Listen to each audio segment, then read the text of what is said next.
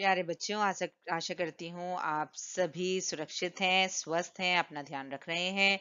आज की कक्षा में हम पढ़ेंगे गृह विज्ञान का कक्षा 7 का चैप्टर 3। बहुत इंटरेस्टिंग है। इसमें हम पढ़ेंगे विभिन्न विभिन्न पकाने की विधियों का वर्णन। तो हम इसको स्टार्ट करते हैं। ध्यान से सुनिएगा और इम्पोर्टेंट पॉइंट नोट करिएगा। तो पहले हम दोहरा लें कि हमने पिछले पार्ट में क्या पढ़ा था। खाना पकाने के क्या उद्देश्य होते हैं, जरा दोहराइए तो मेरे साथ साथ। पहला है, भोजन पकाने से सुपाच्य हो जाता है, यानी जब हम भोजन को पकाते हैं तो वह पचने में आसान हो जाता है। नेक्स्ट है, कच्चे भोजन में पाए जाने वाले हानिकारक सूक्ष्मजीवी नष्ट हो जाते हैं, यानी जो सूक्ष्मजीवी अगर हम कच्चा भोजन खा लेंगे हमारे शरीर को कष्ट पहुंचा सकते हैं, हमारे शरीर में बीमारियां फैला सकते हैं। जब हम भोजन को पकाते हैं तो वह नष्ट हो जाते हैं और भोजन हमारे लिए स्वस्थ हो जाता है। नेक्स्ट है, विभिन्न पकाने की प्रक्रियाओं का उपयोग करके भोजन में विविधता आ जाती है। जैसे फॉर एग्जाम्पल, अलग अलग विधियों का इस्तेमाल करके हम अलग अलग डिशेस बना सकते हैं। मान लीजिए लंच में मैंने आज खाया है दाल चावल सब्जी और रायता। तो देखिए सबका टेस्ट कितना अलग अलग होता है और सभी को मिला के थाली कितनी स्वादिष्ट बन जाती है। तो भोजन की अलग अलग पकाने की विधियों द्वारा हमारे भोजन में विविधता आती है। नेक्स्ट है, भोजन पकाने से स्वादिष्ट हो जाता है, इसमें तो कोई दो राय ही नहीं है। नेक्स्ट है, भोजन पकाने से भोजन लंबे समय तक सुरक्षित रख सकते हैं। जैसे फॉर एग्जाम्पल, दूध अगर हम गर्मी के मौसम में नहीं पकाते हैं तो 2 से 3 घंटों में खराब हो जाता है। सर्दियों के मौसम में 4 से 5 घंटे तक ठीक रहता है। लेकिन यदि हम उसे उबाल लें तो उसकी जो लाइफ है वह बढ़ जाती है, उसे ज्यादा देर तक सुरक्षित रखा जा सकता है। तो भोजन जब हम पका लेते हैं तो उसे सुरक्षित रखना आसान होता है और वह स्वादिष्ट भी हो जाता है। अब बड़ी एक रोचक जानकारी मैं आपको बताती हूँ, खाना पकाने की शुरुआत कैसे हुई। हम सभी जानते हैं कि आदि मानव जो थे वो फल कंद मूल खा के अपना पेट भरते थे। उसके बाद उन्होंने जानवरों को मारकर उनका कच्चा मांस खाना प्रारंभ कर दिया। एक बार क्या हुआ, एक्सीडेंटली यानी अचानक ही आग में वह मांस गिर गया और जब उन्होंने उस मांस को खाया तो उन्हें बहुत स्वादिष्ट लगा। धीरे धीरे धीरे धीरे इसी तरह से भोजन पकाने की प्रक्रिया के प्रारंभ हुआ। फिर उसमें नए नए तरीके ऐड ऑन होते गए और अलग अलग जगहों के हिसाब से अलग अलग नए नए इंग्रेडिएंट्स यानी सामग्री उसमें ऐड होती रही और भोजन में विविधता आती गई। है ना मजेदार ये।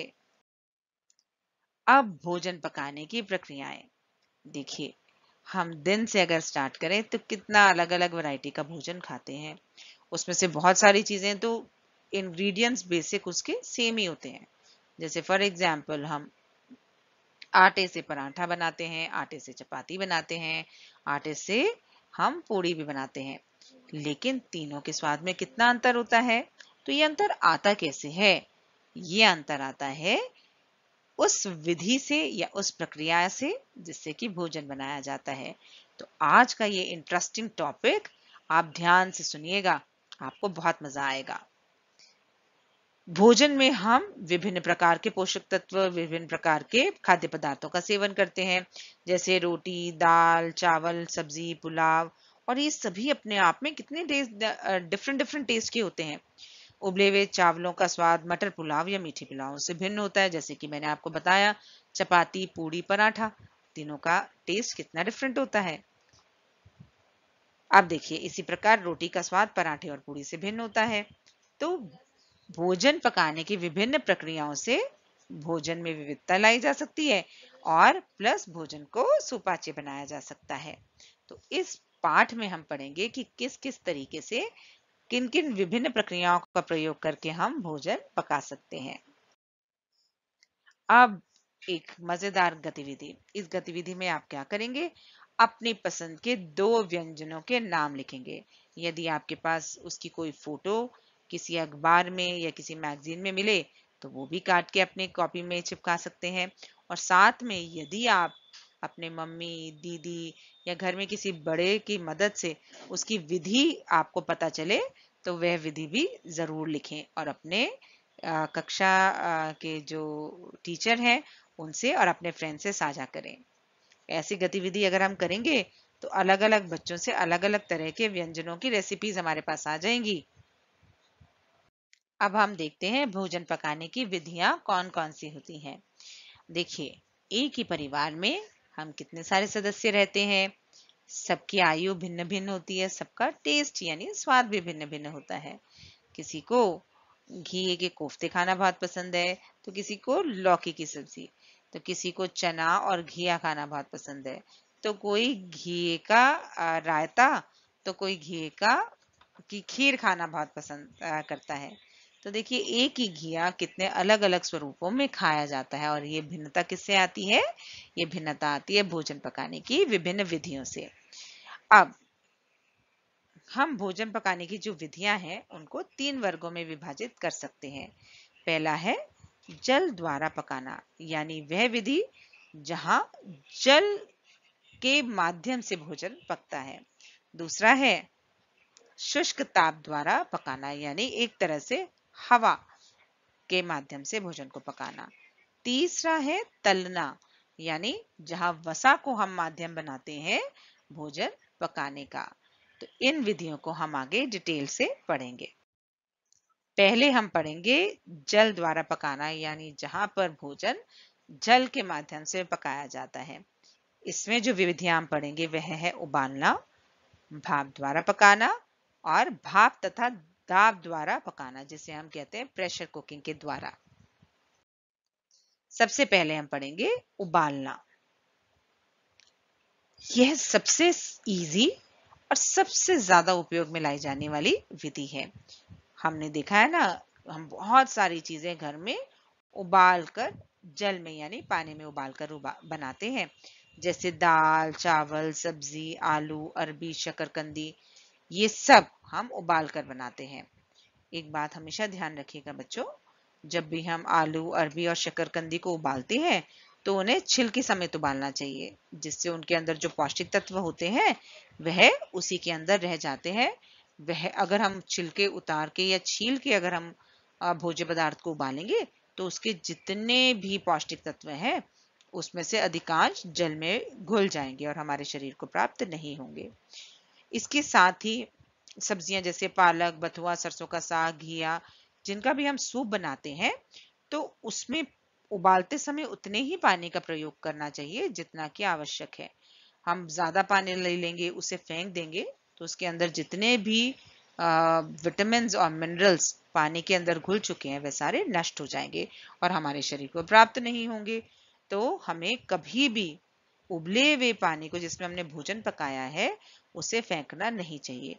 यदि हम सूप बना रहे हैं और पानी अगर एक्स्ट्रा हो गया है तो उसका इस्तेमाल दाल बनाने में या आटा गूंदने में हम कर सकते हैं। अब हम पढ़ते हैं उबालना विधि से के क्या लाभ होते हैं। उबला हुआ भोजन हल्का और पौष्टिक होता है। साथ ही उबालने से अनाज, दाल जल्दी ही पक जाते हैं और स्वादिष्ट भी बन जाते हैं। तो उबालना विधि के क्या लाभ है? एक तो इससे भोजन हल्का और पौष्टिक हो जाता है, यानी पचाने में आसान हो जाता है। साथ ही उबालने से अनाज, दाल जल्दी पक जाते हैं और टेस्ट में बेटर भी हो जाते हैं। अब हम पढ़ते हैं इसकी क्या हानि होती है। अगर हम बहुत देर तक उबालते हैं कुछ भोज्य पदार्थों को, जैसे हरी पत्तेदार सब्जियां, तो ये देखने में अच्छी नहीं लगती है, डार्क ब्राउन या ब्लैक से कलर की हो जाती हैं। और दूसरी बात यह है कि यदि हम पानी जिसमें भोजन पका रहे हैं उसे फेंक देते हैं तो उसमें बहुत सारे पौष्टिक तत्व नष्ट हो जाते हैं। तो ये बात हमेशा ध्यान रखिए बच्चों कि जिस पानी में हम भोजन को पका रहे हैं, खास करके दाल, सब्जियां, उन्हें कभी भी वेस्ट नहीं करना चाहिए, उसका पूरा इस्तेमाल करना चाहिए, क्योंकि उसमें बहुत सारे पौष्टिक तत्व मिले हुए होते हैं। अब अगली विधि है भाप द्वारा पकाना। इस विधि में खाद्य पदार्थों को भाप से पकाते हैं। अब भाप क्या होती है? हम सबने पानी को उबलते हुए देखा है। उबलने पर वाष्प बनते हैं और इस वाष्प को भाप कहा जाता है और इसी भाप में क्या होता है? भोजन पकता है। ढोकला, इडली और मोमोज भी इसी विधि से बनते हैं। खाते समय खाद्य पदार्थों को किसी बड़े छिद्र युक्त बर्तन में रखा जाता है। ये देखिए, अगर आप इस फोटो को देखेंगे तो देखिए नीचे यहाँ पानी है और यहाँ एक बर्तन में भोज्य पदार्थ रखा हुआ है। जब हम आग जलाते हैं तो ये जो पानी है बॉयल होने लगता है यानी उबलने लगता है और इसकी भाप से ये भोजन पक जाता है। तो छिद्र युक्त बर्तन में भोजन को रखा जाता है। इस बर्तन को बड़े बर्तन में रखते हैं जिसमें पानी को गर्म करके भाप बनाई जाती है। बर्तन को ढक के रखा जाता है ताकि भाप बाहर ना निकले। आशा करती हूँ आप इस विधि को अच्छे से समझ गए होंगे। एक बंद ढक्कन का एक बर्तन लिया जाता है और इसे जब हम गैस के ऊपर रखते हैं तो जो नीचे पानी होता है वह बॉईल होकर भाप में परिवर्तित हो जाता है। इस भाप में ही भोजन पकता है। अब इसके लाभ। भाप द्वारा वह पका हुआ भोजन हल्का और सुपाच्य हो जाता है। हमने इडली खा रखी है, मोमोज खा रखे हैं, ये दोनों ही हल्के होते हैं, सुपाच्य होते हैं। रोगी के लिए उपयुक्त रहता है और पोषक तत्व संग्रहित संरक्षित रहते हैं क्योंकि देखिए इंटैक्ट है ना, ऊपर से ढक्कन ढका हुआ है। तो और प्लस किसी भी तरह से पानी के कांटेक्ट में नहीं आ रहा है फूड, है ना, पानी के संपर्क में नहीं आ रहा है, भाप के संपर्क में आ रहा है और भाप ही इस भोजन को पका रही है। तो जितने भी पौष्टिक तत्व हैं वह सुरक्षित रहते हैं और पकने में कम समय लगता है। अब हम पढ़ेंगे कि भाप तथा दाब द्वारा पकाना, जिसे हम कहते हैं प्रेशर कुकिंग। इस विधि में भोजन को भाप के अत्यधिक दाब से एक विशेष बर्तन में पकाया जाता है जिसे प्रेशर कुकर कहते हैं। इसका ढक्कन वायुरोधी होता है। यह बर्तन अत्यधिक दाब सहन कर सकता है। उच्च तापमान और दाब के कारण भोजन जल्दी बन जाता है। अब होता यह है बच्चों कि अगर आप ने प्रेशर कुकर में भोजन बनते हुए सबने देखा है, तो जब हम प्रेशर कुकर में भोजन डालते हैं और इसका ढक्कन बंद करते हैं तो एक कंप्लीट एयर टाइट यानी वायुरोधी सेटअप तैयार हो जाता है। जब इसे पकाया जाता है तो जो है तापमान के कारण तापमान बढ़ जाता है और तापमान बढ़ने के कारण एक प्रेशर यानी दाब उसके अंदर क्रिएट हो जाता है प्रेशर कुकर के अंदर, जिसमें भोजन जल्दी बन जाता है। अब पानी का तापमान अधिक होने के कारण भोजन शीघ्र पक जाता है और प्रेशर कुकर में सेपरेटर भी होते हैं। जो बड़ा प्रेशर कुकर आता है बच्चों, उसके अंदर सेपरेटर दिए जाते हैं यानी अलग अलग बर्तन दिए जाते हैं जिसमें एट अ टाइम आप दाल चावल वह वस्तुएं जिनका समय लगभग एक बराबर होता है पकने का, ठीक है, उनको आप पका सकते हैं। तो जैसे दाल चावल जब हम इकट्ठी पका लेंगे तो टाइम श्रम दोनों की बचत होगी, जिसमें भिन्न भिन्न प्रकार के खाद्य पदार्थ एक साथ पकाए जा सकते हैं।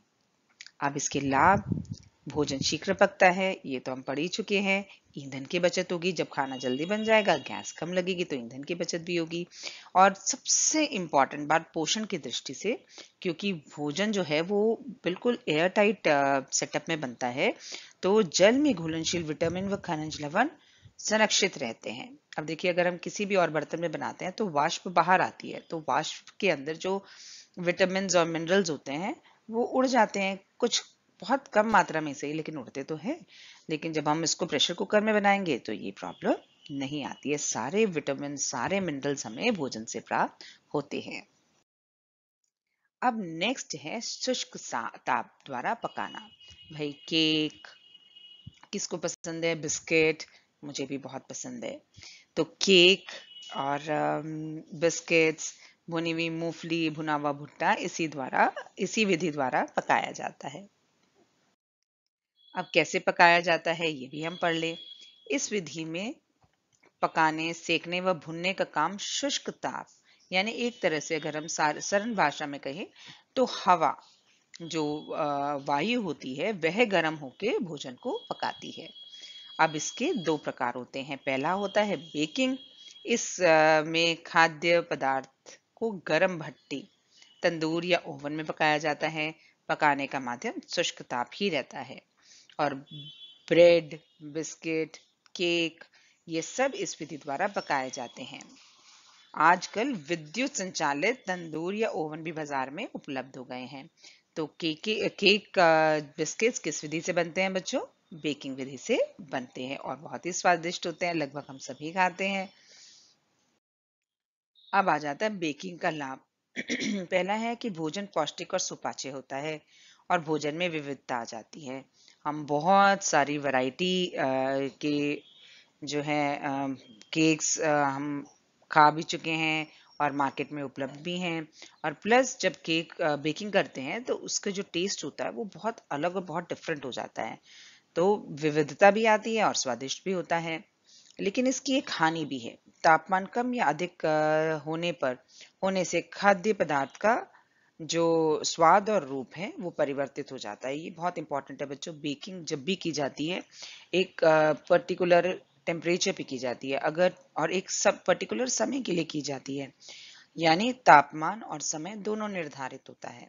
अगर आप उससे जरा ज्यादा या कम पका लेंगे तो भोज्य पदार्थ स्वादिष्ट नहीं बन सकता। ज्यादा पकाएंगे तो वो जली जाएगा।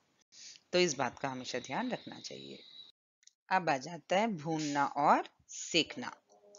इस विधि में खाद्य पदार्थ को आग, गर्म तवे, राख या रेत पर रखकर पकाया जाता है। चना, मक्का, गेहूं, मूंगफली, आलू, बैंगन, शकरकंदी इसी विधि द्वारा पकाए जाते हैं।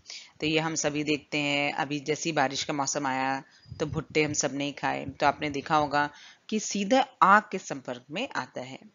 जबकि बेकिंग में एक जो है भट्टी है, भट्टी के अंदर भोज्य पदार्थ को डाल दिया जाता है और उस भट्टी की में जो सूखी वायु होती है, शुष्क ताप जो होता है, उससे भोजन पकता है। जबकि भूनने में भोज्य पदार्थ सीधा आग के संपर्क में आता है। घर में हम बैंगन भूनते हैं, वह भी इसी तरह से भुना जाता है। अब इसके लाभ देखते हैं। खाद्य पदार्थ के स्वाद व गंध में वृद्धि हो जाती है और भोजन सुपाच्य व पौष्टिक हो जाता है। और इसकी क्या हानि है ये भी देख लेते हैं। कई बार तेज आंच पर भूनने से भोजन बाहर से तो पक जाता है लेकिन अंदर से कच्चा रह जाता है। ये बहुत इंपॉर्टेंट होता है बच्चों। कई बार क्या होता है, जैसे बैंगन अगर हम भून रहे हैं, बहुत तेज आग है, तो वो बाहर से तो हमें लग जाता है पूरा जल गया, लेकिन जब हम उसको बाद में काटते हैं तो वो बिल्कुल अंदर से कच्चा होता है। तो एक निश्चित ताप पर और निश्चित समय के लिए उसे भूनने से ही टेस्ट अच्छा मिलता है हमें। अब आ जाता है तलना। भाई समोसे, कचौरी, टिक्की, ये सब इसी विधि से बनते हैं। इस विधि में खाद्य पदार्थ को गरम गरम घी या तेल में तलकर पकाया जाता है। भोजन पकाने की ये सबसे अधिक प्रचलित विधि है और ये दो प्रकार की होती है। कम घी तेल में तलना या अधिक घी तेल में तलना। कम पहले हम पढ़ते हैं कम घी तेल में तलना। इस विधि के द्वारा खाद्य पदार्थों को पकाने के लिए तेल या घी की मात्रा कम रखी जाती है। पकाने के लिए उथले धरातल वाले बर्तन का प्रयोग किया जाता है, जैसे तवा या अगर हम कहें सीधी जो कढ़ाई होती है तो वह भी उथली जो उथली कढ़ाई होती है उसका प्रयोग भी कम घी तेल में जो तलने की विधि होती है उसमें किया जाता है। आमलेट, बेसन के पूड़े, पराठे, आलू की टिक्की इसी विधि में बनाए जाते हैं। अगर हम देखें कॉमनली टिक्की बनते हुए देखते हैं, तो हम घर पे भी तवे पे बना सकते हैं, नहीं तो किसी पार्टी में या किसी आयोजन में अगर आप जाते हैं तो आप देखेंगे कि एक बड़ा सा तवा होता है और उसमें तेल के अंदर टिक्की डाल के उसको साइड में रख लिया जाता है, फिर दोबारा रीफ्राई किया जाता है। तो तेल की जो क्वांटिटी अगर आप उसमें ध्यान दें, तेल की जो मात्रा है वह कम होती है और बर्तन जो है वह उथला होता है। अब आ जाते हैं अधिक घी या तेल में तलना। इस विधि द्वारा पकाने के लिए घी तथा तेल का अधिक मात्रा में प्रयोग होता है। बच्चों, इतना प्रयोग होता है, इतनी मात्रा में घी या तेल लिया जाता है जिसमें वह वस्तु जो पकाई जा रही है, जैसे अगर हम पूरी पका रहे हैं या समोसा पका रहे हैं या कचौड़ी पका रहे हैं, तो वो अच्छे से उस तेल में डिप हो जाए, अच्छे से वह उस तेल में भीग जाए और फिर पके। तो उतनी मात्रा में तेल लिया जाता है और इसके लिए जो है गहरा बर्तन लिया जाता है पकाने के लिए। मतलब जो कढ़ाई लेते हैं वो गहरी होती है। समोसे, पकौड़े, पूड़ियाँ इसी विधि से पकाए जाते हैं और तलने के लिए प्रायः कढ़ाई का उपयोग किया जाता है। अब भाई देखिए, लाभ में स्वादिष्ट तो कौन ऐसा जना है जिसको कचौरी, समोसे पसंद नहीं है, गुलाब जामुन, ये सब इसी विधि द्वारा बनाए जाते हैं। और क्योंकि इसमें वसा का प्रयोग होता है और हम पहले ही पढ़ चुके हैं कि 1 ग्राम वसा 9 किलो कैलोरीज देता है, तो ये भोजन अधिक ऊर्जा देने वाला हो जाता है। अब जरा इसकी हानियां भी देख लें। भोजन में बहुत सारे पौष्टिक तत्व नष्ट हो जाते हैं जब हम काफी ज्यादा देर तक बच्चों इसको तेल में भोज्य पदार्थ को रखते हैं, तो वसा में घुलनशील विटामिन जो खास करके ए डी ई के वो नष्ट हो सकते हैं, वो नष्ट हो जाते हैं। तो ये एक ड्रॉबैक है, एक हानि है तलने की विधि की। तला हुआ भोजन अधिक खाने से व्यक्ति मोटा हो जाता है और यह शीघ्र पचता नहीं। तो जब भी आप समोसा और फ्राइड चीजें खाएं तो ये ध्यान रखिएगा कि अच्छे से एक्सरसाइज भी करें ताकि वो डाइजेस्ट हो जाए। अब आ जाता है जो 3 हमारी ट्रेडिशनल विधियां हैं, उसके अलावा भोजन पकाने की अन्य विधियां कौन-कौन सी है। इसमें सबसे पहले आ जाता है माइक्रोवेव। इस विधि में भोजन विकिरणों द्वारा पकाया जाता है। देखिए, ये एक बहुत इंपॉर्टेंट अंतर है। अवन में जो हमने पढ़ा था, अवन या भट्टी में शुष्क ताप उसको पकाता है। इसमें विकिरण जो है भोजन को पकाती हैं। इन विकिरणों से भोजन में उपस्थित पानी के कणों में तीव्र गति से कंपन से ऊष्मीय यानी ताप की ऊर्जा उत्पन्न होती है जिससे भोजन पकता है। होता यह है माइक्रोवेव में जब हम भोजन रखते हैं तो उसमें जो रेडिएशन यानी विकिरण आते हैं, उससे क्या होता है, भोजन में जो पानी जो नमी उसमें उपस्थित होती है वह जो है उसके कारण जो है उसमें टेम्परेचर बढ़ने लग जाता है और उसमें ऊष्मीय ऊर्जा हीट एनर्जी पैदा होती है और जो भोजन को पका देती है। अब इसमें सबसे इम्पोर्टेंट जो लाभ है वह है अन्य विधियों की अपेक्षा कम समय लग जाता है। बच्चों, जैसे केक है, अगर हम केक बनाते हैं अवन में बनाने में 40 से 50 मिनट्स लग जाते हैं। हालांकि हर केक को पकाने का अपना अपना टाइम होता है, बट वही केक अगर हम माइक्रोवेव में पकाते हैं तो वो 8 से 10 मैक्सिमम 12 मिनट में पक जाता है।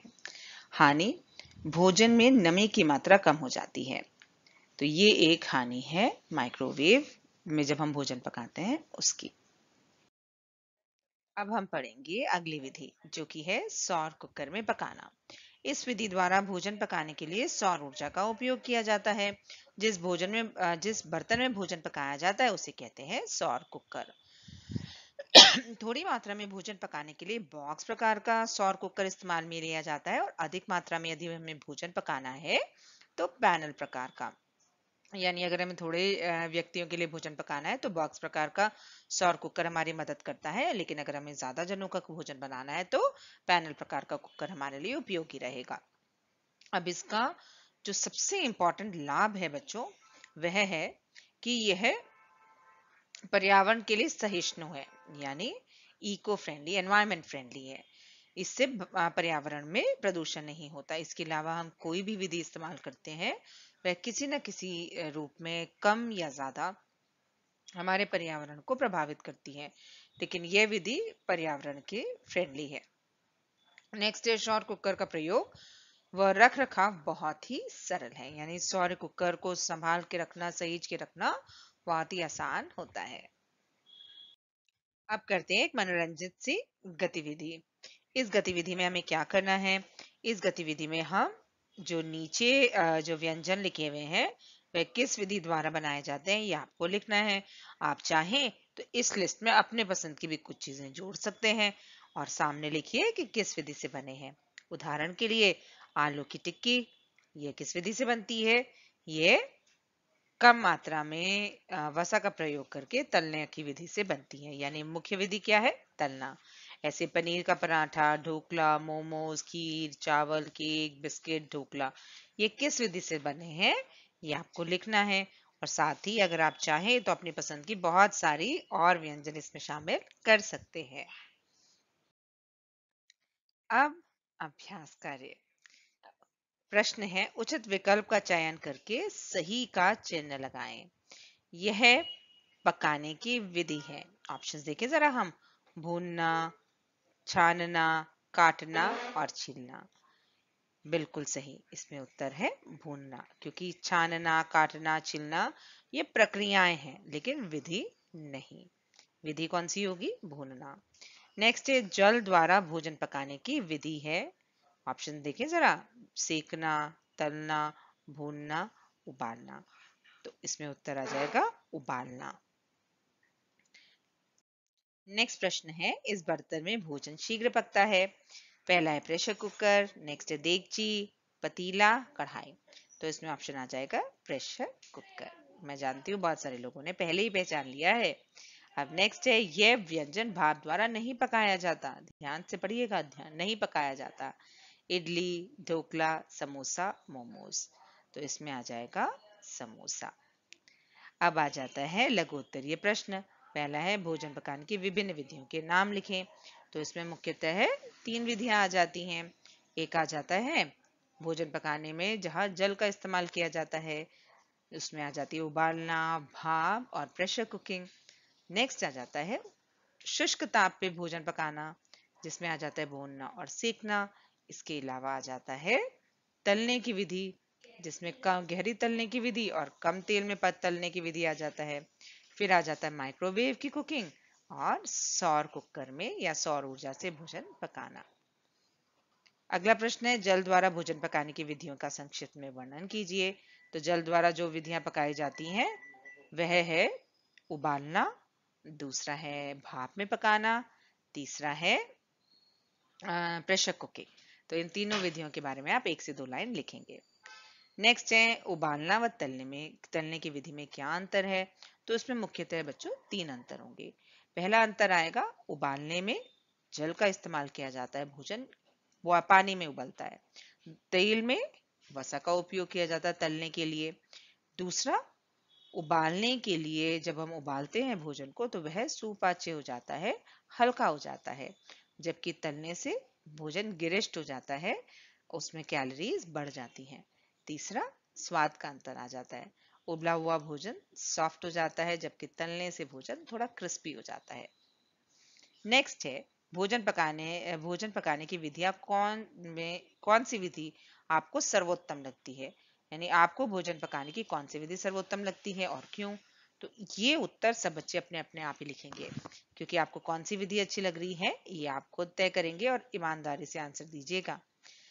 नेक्स्ट है, निम्नलिखित विधियों द्वारा पकाए जाने वाले दो दो व्यंजनों के नाम लिखिए। अब एक एक का नाम मैं बता रही हूँ, दूसरा आप खुद लिखेंगे, और आप चाहें तो 2 से अधिक व्यंजनों के नाम भी लिख सकते हैं।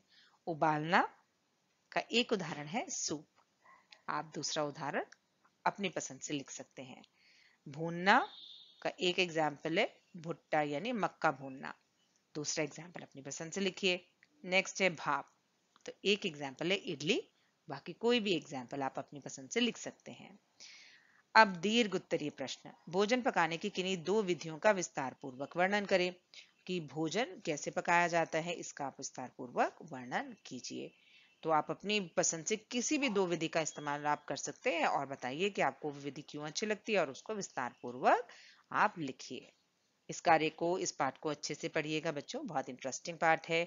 आपको पता चलेगा कि कौन कौन सी विधि किस तरह से पकाई जाती है, उसमें क्या लाभ है, क्या हानि है, ये सब हमने इस पाठ में सीखा है।